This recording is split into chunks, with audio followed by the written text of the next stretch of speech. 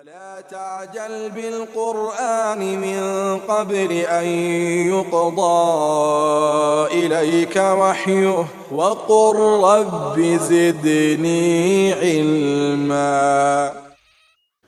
إن الحمد لله نحمده ونستعينه ونستغفره ونعوذ بالله من شرور أنفسنا وسيئات أعمالنا. من يهده الله فلا مضل له ومن يضلل فلا هادي له، وأشهد أن لا إله إلا الله وحده لا شريك له، وأشهد أن محمدا عبده ورسوله. أما بعد. So we got to the section where the author was talking about how our iman in the names and attributes of Allah is. And he was going to mention now 4 prohibitions. 4 prohibitions that we are not to fall into. 4 prohibitions that we have to make sure we stay clear of. And that is the section where he mentions من غير تحريف ولا تعطيل ومن غير تكييف ولا تمثيل. That we believe in what Allah has attributed to Himself and what the Messenger has attributed to Him without falling into tahrif, nor ta'til, nor takyif, and neither tamthil. These are 4 things that we're going to discuss now. 4 prohibitions. 4 things that we do not do when it comes to the names and attributes of Allah. So the first is tahrif. Tahrif is distortion, making a form of distortion. And what that means is changing the words of the names and attributes or changing their meanings. Changing the actual words of the names and attributes of Allah, or changing their meanings. And Allah subhanahu wa ta'ala criticized and mentioned the dispraiseworthiness of those who do this, those who perform tahrif. They change the words or the meanings.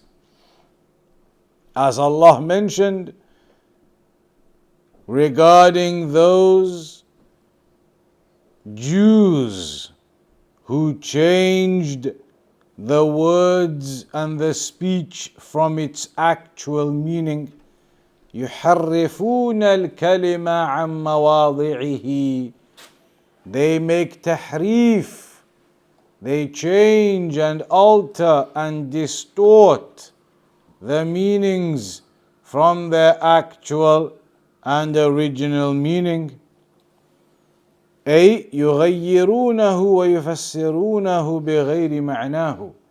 So they change the meanings and they give explanations that are not the actual explanations, that are not the intended and actual meanings. So tahrif, what we mean by it, by tahrif, is at-taghyir wa imalatu shay' an wajhihi. Tahrif is changing something and distorting something from its original state. Changing something and distorting something from its original state, its original meaning. يقال انحراف عن كذا أو انحرف عن كذا أي مال وعدل. That if something is munharif, meaning that it is bent away, it is distorted away from where it should be. So tahrif is changing the names and attributes and their meanings away from their actual meaning and where they should be.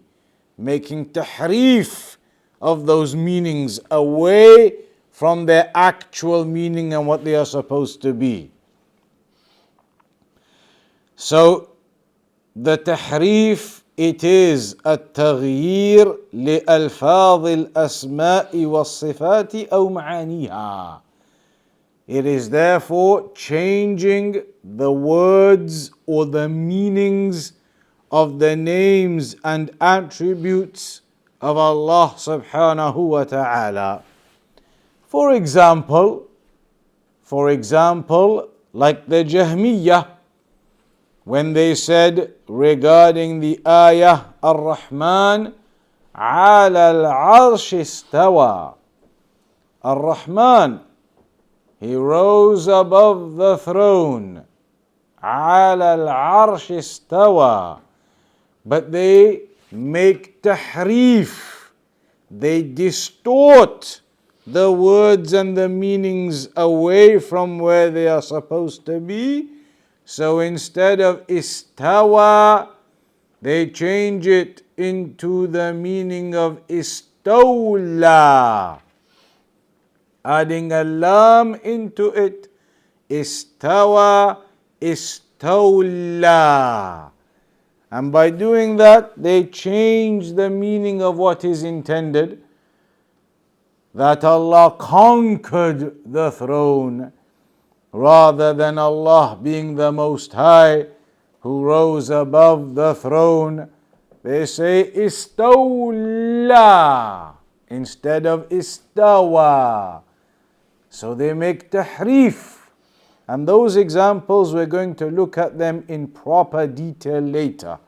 Now this is just a brief synopsis, general examples to make the point and to understand, but the details we're going to get to later. Another example is وَجَاءَ رَبُّكَ. In the ayah, when it mentions وَجَاءَ رَبُّكَ, and your Lord, He came, they say, no, it is not Allah who comes. They say the meaning is وَجَاءَ أَمْرُ رَبِّكَ. The command of your Lord comes. So they've made tahrif, distortion, and changing the meaning away from its intended and actual meaning. Allah says He comes, وَجَاءَ رَبُّكَ. But they say no, وَجَاءَ أَمْرُ رَبِّكَ. The command of your Lord comes, your Lord does not come. So they distort and change the meaning and give an explanation that takes it away from its intended meaning. So we can say therefore tahrif is two types. Therefore tahrif is two types. The first is the tahriful lafz, making the tahrif in the actual words. In the actual words. And even though this is far less and it is not as common, it does occur where occasionally they try to change the actual words so that they can change the meanings of the names and the attributes. An example of that is the ayah وَكَلَّمَ اللَّهُ مُوسَى تَكْلِيمًا. The ayah affirms the speech of Allah subhanahu wa ta'ala, and that Allah subhanahu wa ta'ala spoke to Musa alayhi salam. وَكَلَّمَ اللَّهُ مُوسَى تَكْلِيمًا. they make tahrif of the actual word and change the dhamma to a fatha. So they say, وَكَلَّمَ اللَّهَ Musa Taqweema. Instead of وَكَلَّمَ اللَّهُ, they change the word وَكَلَّمَ اللَّهَ. Because by doing that, it then means Musa spoke to Allah, but it doesn't affirm the speech of Allah talking to Musa.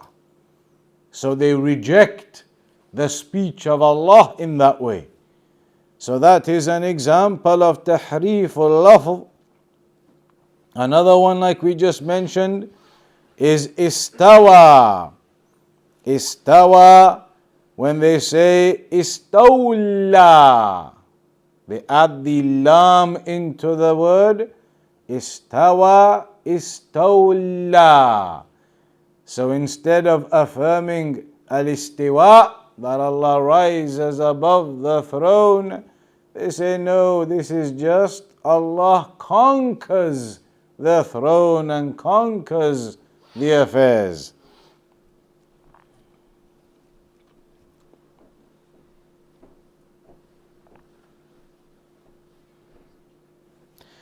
The second type of tahrif is at-tahrif al-ma'nawi, the tahrif in meaning, where they change the actual intended meanings of the names and attributes of Allah into something that is not intended. And this, or these two types, they have been mentioned by the scholars. Ibn al-Qayyim rahimahullah ta'ala mentioned, وَالتَّحْرِيفُ نَوْعَانِ تَحْرِيفُ اللَّفْظ وَتَحْرِيفُ الْمَعْنَى. That tahrif, this distortion, is of two types. The distortion in the actual words, the change in the actual words, and the second type, the change in the meanings. They give explanations, and their explanations are distorted and away from the actual and original intended meanings.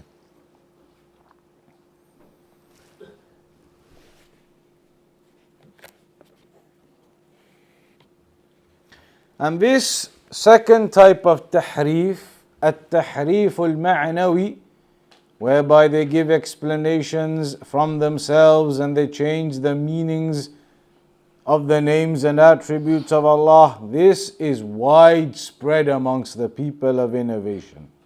This is common amongst them. As Shaykh al-Uthaymeen rahimahullah ta'ala mentions, التحريف المعنوي هو الذي وقع فيه كثير من الناس. The tahrif in meaning, that is what many of the people they fell into.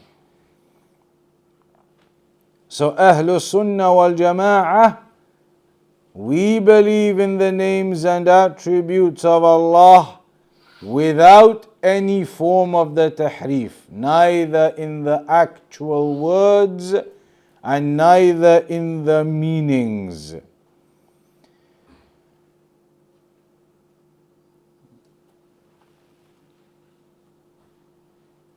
The second item mentioned here is wala ta'til.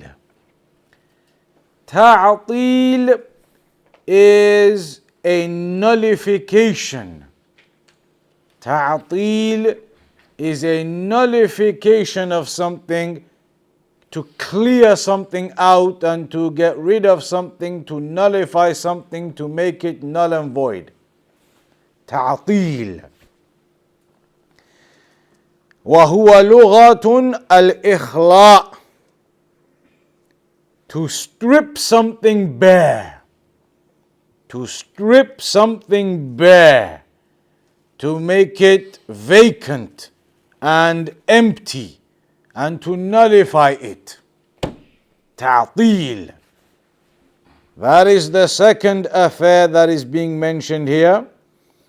And the point of ta'til, it is that they nullify and reject the names and attributes of Allah, the people of innovation.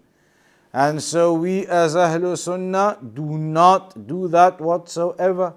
We do not nullify and negate and reject the names and attributes of Allah whatsoever.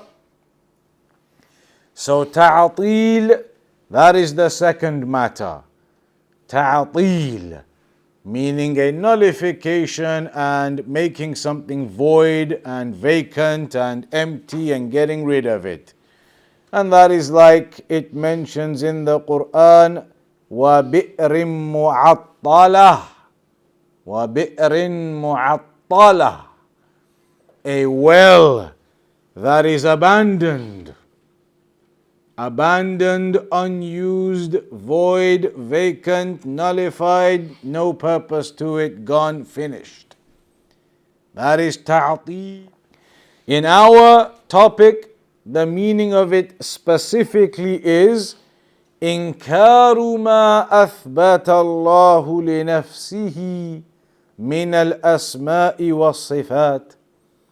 To reject, this is what ta'til is in our discussion now, to reject the names and attributes that Allah has affirmed for Himself. If you reject any of the names and attributes that Allah has affirmed for Himself, then that is ta'til. سواء كان كليا أو جزئيا, regardless of whether that is a complete rejection or a partial rejection. Whether it is a complete rejection or a partial rejection, all of that is ta'til, which is impermissible. وسواء كان ذلك بتحريف أو بجحود هذا كله يسمى تعطيلا. And whether, regardless of whether you end up in ta'til because you outright reject the names and attributes of Allah, or you end up in ta'til because you make tahrif. If you do tahrif, you can end up in ta'til therefore, because if you distort and change the names and attributes from their original meanings to something else, it means that you are rejecting those names and attributes upon their actual meaning. You have rejected those names and attributes upon the actual intended meaning.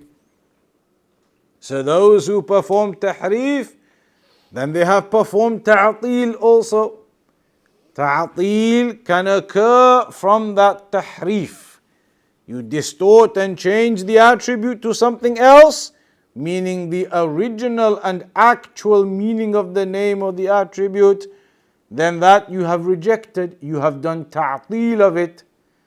So this is the second affair. And Ahlul Sunnah wal Jama'ah la yu'attiluna ayya ismin min asma'illah.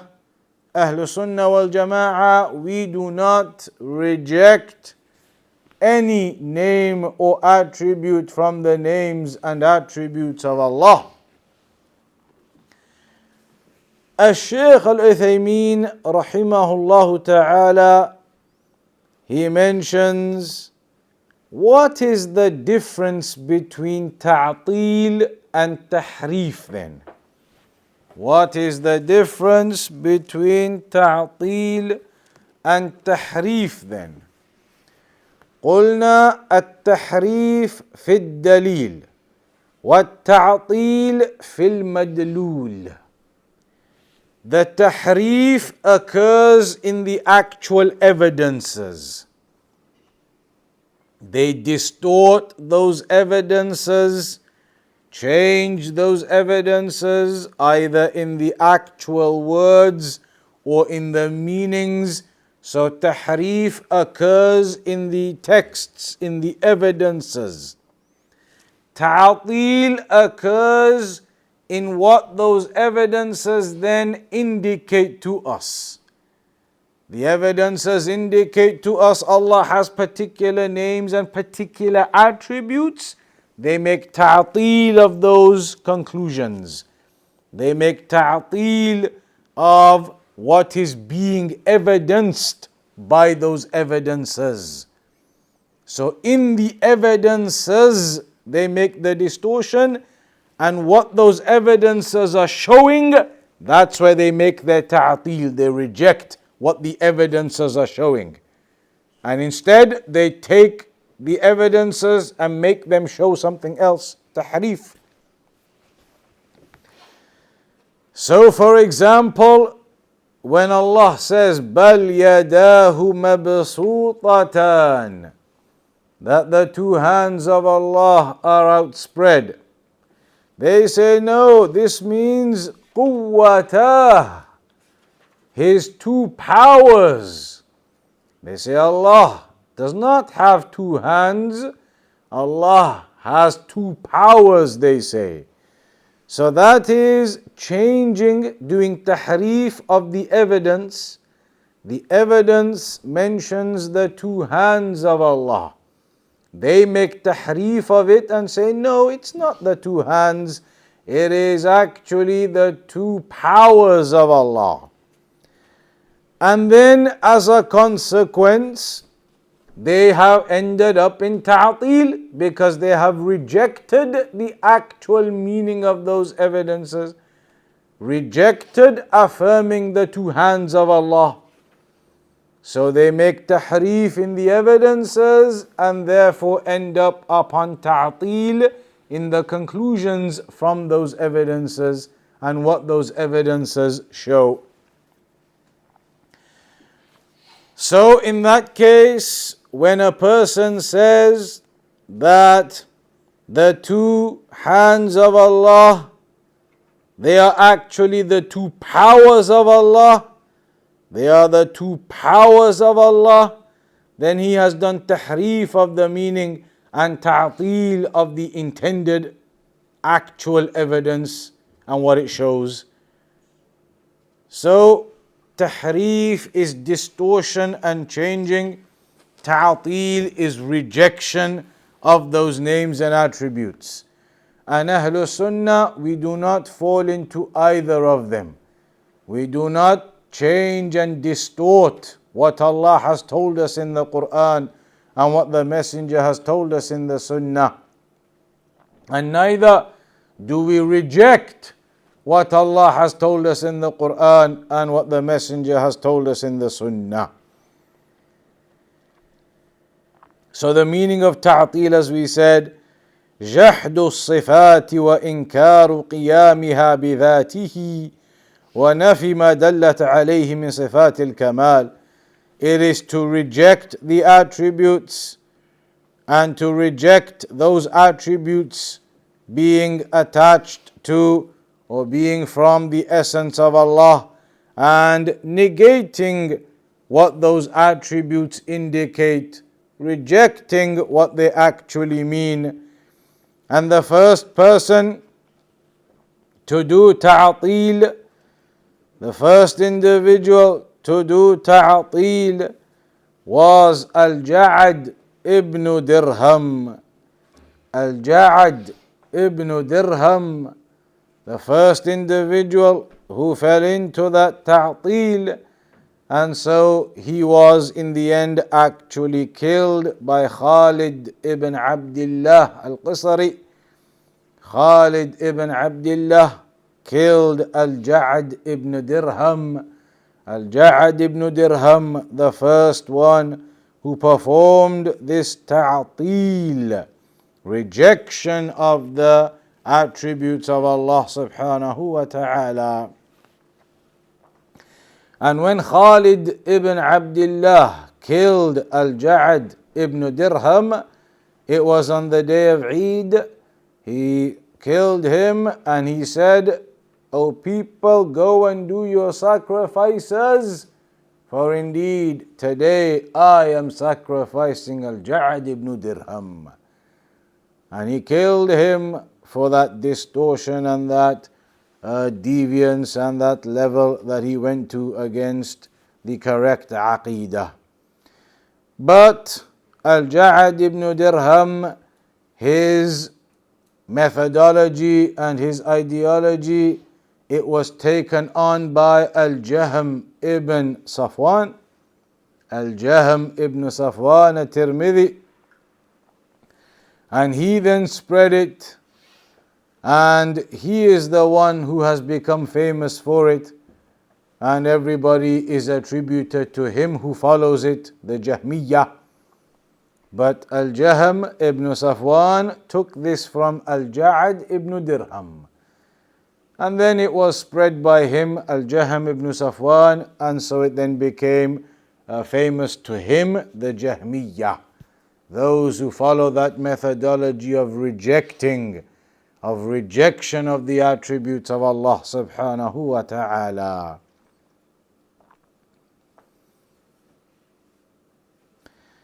Ta'til, when we talk about this rejection, and we are now establishing the principles.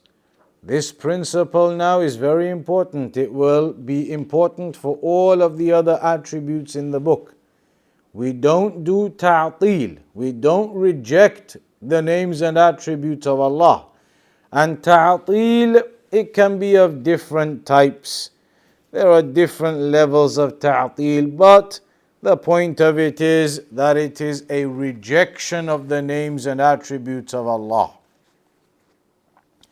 The third point is then the takyif. The takyif.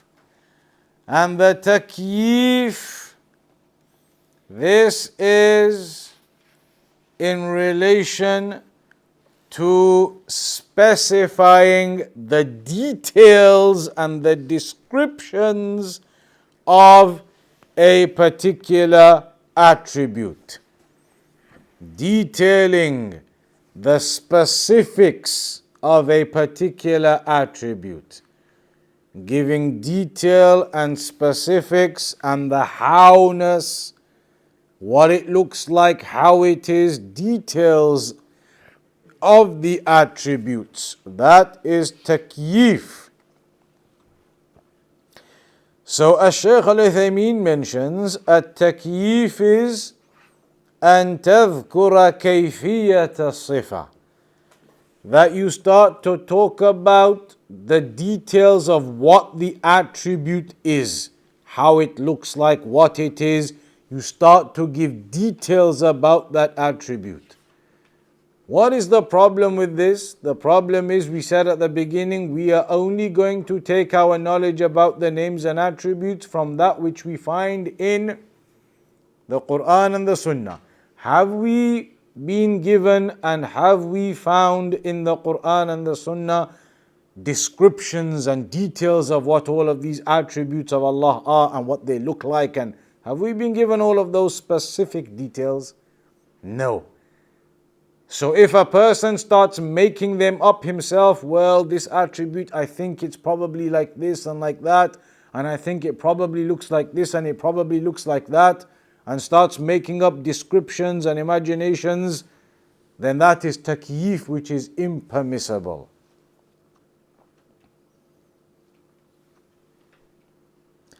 And the takyif, it is something which is established with the question, how? If you ask somebody, how did such and such happen? How this, how that? And the person then replies to your question, he is now giving you a takyif of something. For example, if you say, كيف جاء زيد? How did Zayd come? How did he come? How did Zayd come? How did he come? And you say, جاء راكبا. He came riding on a horse or riding on a camel. You've now explained how he came. You've explained he came riding on a camel or horse or whatever it was. So he didn't come walking, he came riding. You have now explained and given the takyif of how he came, the kayfa. If somebody was to say to you in Arabic, kayfa lawn as-sayyara, how is the color of the car? And you tell them, abyad, white. You have now done takyif. You have given an explanation, a detail about that particular item. So for us, it is not possible to start making takyif of the names and attributes of Allah. This is important to remember these points. We cannot start saying if Allah tells us He has a particular attribute, that we start imagining, okay, maybe it looks like this then, and I assume it's like that then, and you start imagining all these details and descriptions about the attributes of Allah. That is not correct. We don't start imagining what Allah looks like. We don't start imagining what these attributes look like. We know generally what the meanings of the attributes are, and we're going to get to those in the book inshaAllah. But we don't do takyif. We don't start saying it's like this, or the description of that attribute is that it is X, Y, and Z. Who has told you it is X, Y, and Z? Who has told you those specific details about this attribute? No one. You have made it up. So Ahlul Sunnah, we don't do that. We do not start making up our own descriptions for the attributes of Allah. Descriptions that Allah has not informed us of in the Quran and the Sunnah. But the people of innovation, that's exactly what they do. They start to imagine, okay, it must be like this and that description and this description. And they start making up their own descriptions and their own details and imagining their own things about the attributes of Allah, even though none of those things have been mentioned in the Quran and the Sunnah. So the third point here is the takyif. It's like al-istiwa, that Allah rose above the throne. We don't know how that happens. If a person starts saying, yes, Allah rises above the throne like this and like that, and he starts explaining it in details, where have you got those from? That is takyif. Allah has not informed us of the details of how He rises above the throne. He has simply informed us of al-istiwa, that He rises above the throne, that Allah is established above the throne. But He hasn't told us how. If you start now giving details of how, yes, it's like this and like that, and Allah rises up like this, you're doing takyif now, which is not permissible. If the Salaf used to say, قال بعض السلف, the Salaf, they used to say, إذا قال لك الجهمي, if a Jahmi, the ones who reject the attributes of Allah, if he says to you, إن الله ينزل إلى السماء, that Allah descends to the lowest heaven. We know that. But then he says to you, فَكَيْفَ يَنْزِلُ, how does Allah descend? Like in the narration it says, in the last third of the night Allah descends to the lowest heaven. So the Jahmi says to you, okay, Allah descends to the lowest heaven. How does Allah descend? You say to him, indeed, إِنَّ اللَّهَ أَخْبَرَنَا أَنَّهُ يَنْزِلُ, Allah has informed us that He descends. وَلَمْ يُخْبِرْنَا كَيْفَ يَنْزِلُ, but He has not informed us of how He descends. And this is a principle when it comes to those affairs. We affirm the attributes as Allah has mentioned them, but we cannot go beyond into trying to give our own explanations and descriptions of those attributes. If somebody says, okay, we believe in that attribute, but how does Allah do it? You cannot answer the how Allah does it, because Allah hasn't told us the how of how He does it. So we affirm the attribute, but we don't go into trying to make up explanations. Allah rises above the throne in this way and that way, and Allah descends to the lowest heaven in this way and that way. We haven't been told about this way and that way. So you cannot go into that imagination and description yourself. So that is the takyif, meaning you are specifying the detail of a particular attribute. وكيفية الشيء صفته وحاله فالتكييف تعيين كنه الصفة وكيفيتها وهذا مما استأثر الله به فلا سبيل إلى الوصول إليه إذا الصفة تابعة للموصوف فكما لا يعلم كيف هو إلا هو فكذلك صفاته فالصفات يحظى فيها حظو الذات. So when it comes to the names or the attributes of Allah, we cannot start to give descriptions because those details are from the knowledge that Allah has kept to Himself. The how does Allah descend? How does Allah rise above the throne? How this, how that? That is a knowledge that Allah has kept to Himself. And we do not know of that knowledge and we are not able to achieve that knowledge.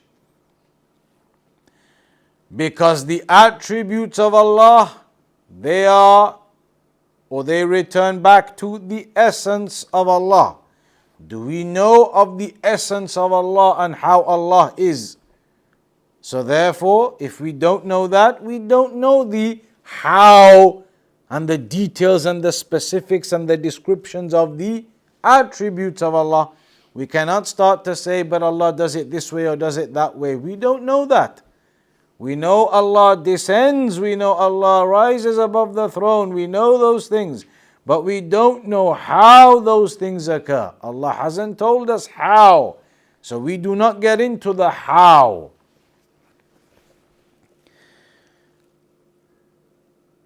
So there is a famous example mentioned regarding Ar-Rahmanu ala al-Arsh istawa, that Allah Ar-Rahman rose above the throne. And if you were to say how did Allah rise above the throne, we say 4 points in reply. Point number 1, we say firstly, it is established that Allah rose above the throne. Al-istiwa ma'loom. That is something known and established. Let's make that clear first, you say to him. It is known and established, proven, and we accept that, and we believe in that. Secondly though, and secondly it matches on from that, the second point is, therefore we have iman in it. Al-istiwa, that Allah rises above the throne, is known and it is established. Secondly, we therefore have absolute iman in it. Thirdly, we don't know how Allah does that. We don't know about the how of it. That is unknown to us. And asking about that, how does Allah rise above the throne? How does Allah do this and how is that and how is this attribute? Then that is a bid'ah. Why is it a bid'ah? A person may say, I'm just trying to understand my religion. We say because the Salaf, they were far greater in their zeal to understand the religion. And they knew that these questions on those affairs are outside of the knowledge we have been given. So it is not upon you to now ask that which the Salaf did not ask. Stop at where they stopped. قف حيث وقف القوم. Asking those questions and delving into those affairs are matters that you have not been preceded in. And they are matters we have not been given knowledge of. وَمَا أُوتِيتُم مِّنَ الْعِلْمِ إِلَّا قَلِيلًا. You have not been given from knowledge except a small amount. And so asking those questions and delving into those affairs, then that would be considered an innovation. And that is a famous narration that comes from Al-Imam Malik, when on one occasion Al-Imam Malik, he was teaching and he mentioned that ayah, Ar-Rahman ala al-arsh istawa, and somebody said, Kayf istawa? How did Allah do the istiwa? And that's when Al-Imam Malik mentioned those 4 points to him. Al-istiwa ma'loom. It is known and established that Allah rises above the throne. Wal-kayfu majhool. How Allah does that, we don't know. Wal-imanu bihi wajib. But to believe in it as Allah has informed us of it is obligatory. Was-su'alu anhu bid'ah. But asking about it and delving into it and how, that's a bid'ah. That's an innovation. If you think you are seeking closeness to Allah by delving into that, you are not. You are falling into the paths of the people of deviation who delved into these matters we have not been given knowledge of and we have not been preceded by the Salaf in. So that is the third point, the takyif. The fourth point is at-tamthil, that we do not fall into at-tamthil. Tamthil is making resemblance. Tamthil is very similar to tashbih, but we use the word at-tamthil, not the word at-tashbih, when it comes to these points of Aqidah, because in the Quran, when Allah subhanahu wa ta'ala spoke about this, He used the word or the reference of tamthil. Laysa kamithlihi shay. So we say tamthil instead of tashbih.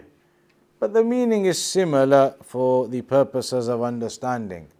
That we do not make a resemblance and comparison between Allah and His creation. فالشبيه والمثيل والنظير ألفاظ متقاربة فلا تمثل صفاته بصفات خلقه فإنه لا مثل له ولا شبه له ولا نظير لا في ذاته ولا في أسمائه وصفاته وأفعاله. So we cannot ever make any comparisons between the attributes of Allah and anything in creation. We cannot make any resemblance between the attributes of Allah and anything in creation. So when Allah mentions one of His attributes, we can't say that the attribute of Allah, it must occur like this or like that. Allah descends, you can't say, as some of the Sufis and the people of innovation lie and make up a story about Ibn Taymiyyah. They lie and they make up a story about Shaykh al-Islam Ibn Taymiyyah.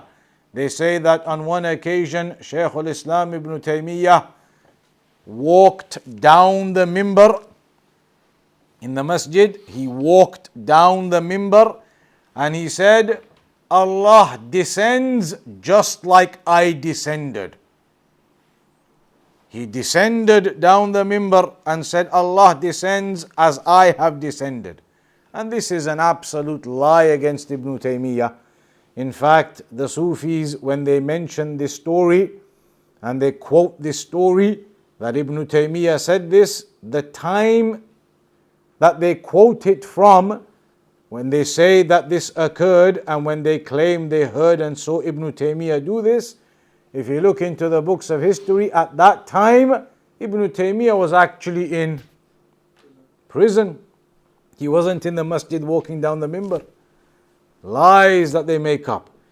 So we do not make any resemblance or comparison of the attributes of Allah to us, to anything in creation. Allah descends, we don't say, okay, so Allah descends like we descend. No.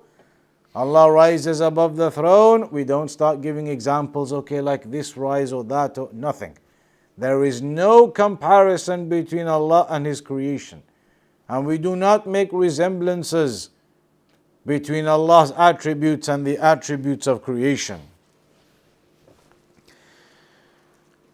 And this tashbih or this tamthil, it can occur in different ways. The people of innovation and misguidance and shirk have done this in different ways. Some of them have made tamthil between the creation and the creator, between something in creation to the creator. Like the example of the Christians. They made the tamthil or the tashbih of something in creation to Allah. What in creation? Isa alayhi salam. They compared Isa alayhi salam, who is from the creation, to the creator Allah, and they said he is Allah and he is one of the Trinity and he is the son of Allah. They compared a creation to the creator. Absolute falsehood and batil. Or for example, like some of the mushrikun, they compared their idols to Allah. Their idols in creation, comparing them to Allah. And this type, it is of course complete falsehood, and the revelations have come to rebuke comparing creation to Allah. The second type, the second method is comparing the creator to the creation. The first type was what? Comparing the creation to the creator.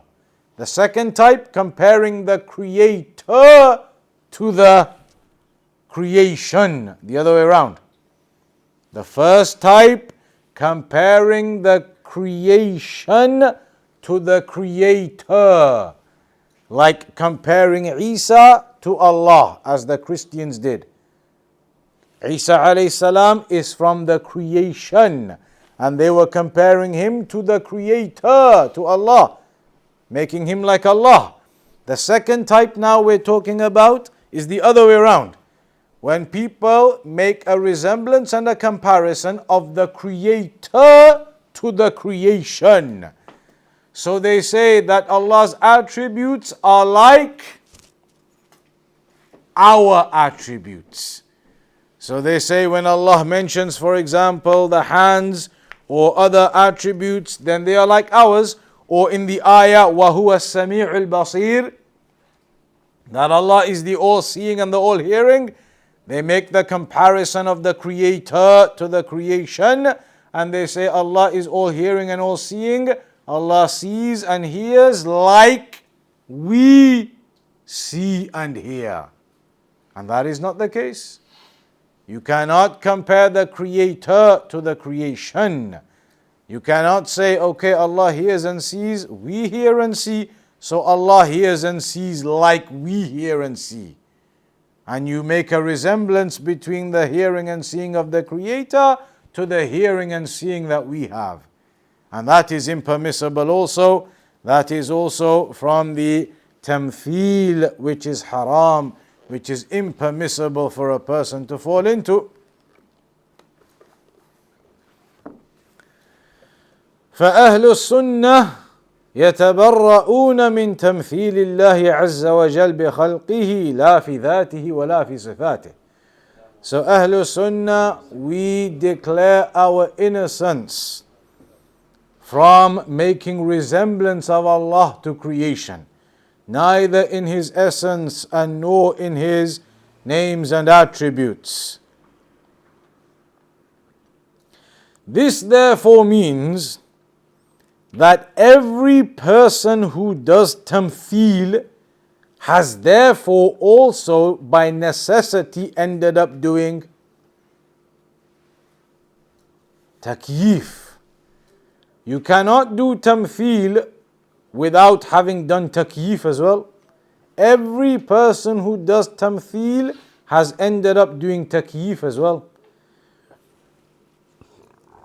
How is that? Creation, and you say that Allah, His seeing is like our seeing. You've done tamthil. But then you've also done takyif because you've now described Allah seeing in a particular way. You've described Allah seeing like our seeing. It's a description and a specific statement about the attribute of Allah, of the howness of how Allah sees. So by doing tamthil, by default you are doing takyif as well. But not necessarily everybody who does takyif is doing tamthil, because somebody may give some form of description and imagination, but it's not necessarily something that they are directly making a comparison or resemblance to in creation. But both of those, at-takyif wat-tamthil, are impermissible. Both of those are haram. And of course we have the ayah in the Quran, لَيْسَ كَمِثْلِهِ شَيْءٍ وَهُوَ السَّمِيعُ الْبَصِيرُ. There is nothing like unto Him. There is no comparison to Allah subhanahu wa ta'ala. Allah also told us in the Quran, قُلْ هُوَ اللَّهُ أَحَدٌ اللَّهُ الصَّمَدُ لَمْ يَلِدْ وَلَمْ يُولَدْ وَلَمْ يَكُنْ لَهُ كُفُوًا أَحَدٌ. And there is nobody equal or comparable to Him. And similarly, فَلَا تَجْعَلُوا لِلَّهِ أَنْدَادًا. Do not make any equals or comparables to Allah. There are many ayat. فَلَا تَضْرِبُوا لِلَّهِ الْأَمْثَالِ. Do not make parables or examples of Allah to creation or to other affairs. So the ayat and the evidences there are plentiful. And the Salaf, they were very strong and strict on this affair. ولهذا أطلق بعض السلف القول بالتكفير لمن مثل الله بخلقه. Some of the Salaf even said it is kufr, the ones who compare Allah to creation. So for example, Nu'aym ibn Hamad al-Khaza'i, the Shaykh of Imam al-Bukhari, he said, من شبه الله بخلقه فقد كفر. Whomsoever resembles Allah to His creation, compares Allah to His creation, then he has disbelieved. So those are the four main points to remember here. And they are the absolutely critical points to remember. Because everything we study in this book will depend on you remembering those four things. That all of the names and attributes we're going to learn them and accept them without any form of tahrif. We're not going to be changing or altering or giving our own explanations as they are, without tahrif and distortion and what you think and what I think and what the Imam thinks and your own explanations. No tahrif. Without also any ta'til. We're not going to reject any of them. If Allah tells us He has certain names and attributes in the Quran and in the Sunnah of the Messenger, which is established, then we will have iman in them. Not like the people of innovation reject some of them because it doesn't make sense to them. If Allah has informed us about them in the Quran or in the established Sunnah, then we have iman in them. And we do not go into takyif. We believe in them, have iman in them, but not try to describe them. And this is how Allah does the istiwa. And this is how Allah descends to the last third of the night. We don't know how. So we can't start talking about this is how Allah does this and this is how Allah does that. And this is what Allah, His attribute looks like. We don't know that. And we're not going to do that. And fourthly, without tamthil. When we talk about the names and attributes of Allah, we're not going to start imagining what we have. We're going to affirm that Allah is the all-hearing and the all-seeing. We're not going to start imagining how we see and how we hear. And we're not going to start making resemblance and comparison of Allah's attributes to what we have. Those four things are absolutely vital, you must remember. Because all of the book depends on it. Everything in the book, the Aqidah, is based upon these principles. If you forget those principles, you'll end up going into the methods of the people of innovation. So those are the key principles. That's what you must learn for now. And you have next week off. There is no class next week. The next class will be in 2 weeks' time, insha'Allah. So you have plenty of time to revise these opening sections. That's 7 lessons now, 8 lessons we've done in Wasitiyyah. The first 7, 8 lessons now, revise them, listen to the audios, the videos, etc. Practice them carefully, and then in 2 weeks' time we'll move on to the next section, insha'Allah. Any questions or anything? Still, there's a common statement that the people in this kind of say, they say that all of the scholars are in prison, and that they take examples of the likes of Ibn Taymiyyah, that he was in prison, thereby the real scholars are in prison, especially in our time now. That's not a proof of anything. Somebody gets imprisoned, that's supposed to be a proof of their piety and how they are right? Not necessarily at all. There is no principle for that whatsoever. How many people are in prison and they are absolute murderers and thieves and whatever else? That's not a proof of anything. The proof of a person being upon righteousness and being upon the truth and the haqq is to judge their position and their belief and what they say upon the Quran and the Sunnah. If those people speak with what is in the Quran and the Sunnah absolutely, then they are people of the truth, regardless of whether they are in prison or not. But just because a person is in prison doesn't automatically mean it's because he was speaking the truth and he was imprisoned. What is the reason why he was imprisoned? Many of these so-called scholars of theirs that they say are the real scholars have tendencies of the Khawarij. They have tendencies of the Ikhwan al-Muslimin. They have tendencies of Sayyid Qutb and all of these types of people. They have deviances.